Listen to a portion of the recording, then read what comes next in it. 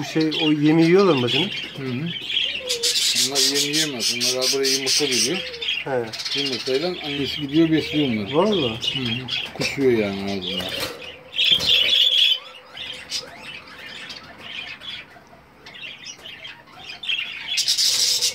Tanesi kafayı gömmüş aşağıya. Ufak olan böyle.